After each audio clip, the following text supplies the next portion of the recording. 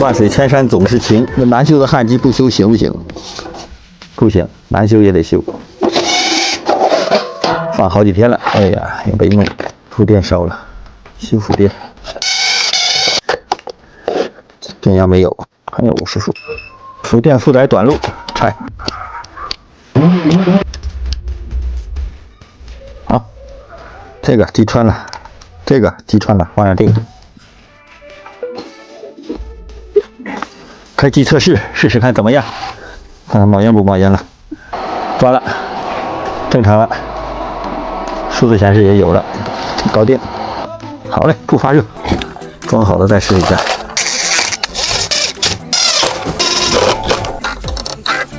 76正常。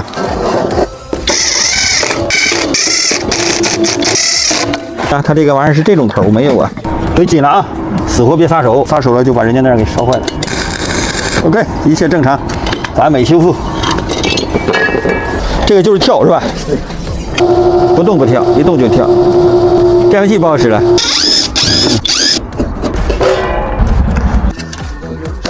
对，15斤，30块钱一个。补呢？你这瞅，好使了啊！好使。吹一下灰，好了。多少钱？20块钱。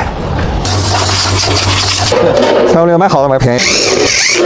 现在不是，好嘞。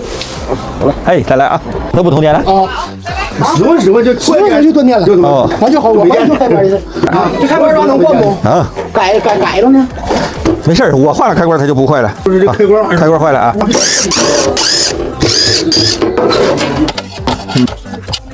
这开关白扯，没几天就坏了。它那个安入太小。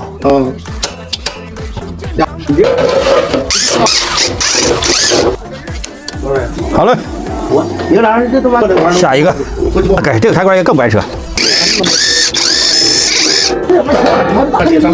又换一个这个，标着号。好了，就是开关的事啊，简单。你给我30得了，你稍等一下，我先瞅它一下，看这个怎么了。这个我拆过一回。这个没有。啊，这里边就掉了。他那个吃完饭就着。好了，你这个油不能使，赶紧换油。不太拧，它打不动。油根本打不动，得买防冻的。对，换油就行了啊。回去把油换掉啊。好了，好了，没事，好嘞。修，接着修。没动静，打开。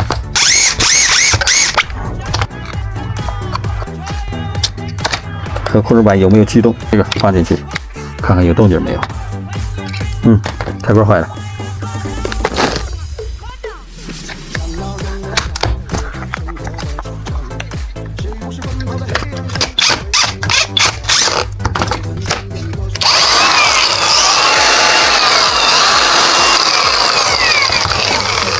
好，5杠2好了。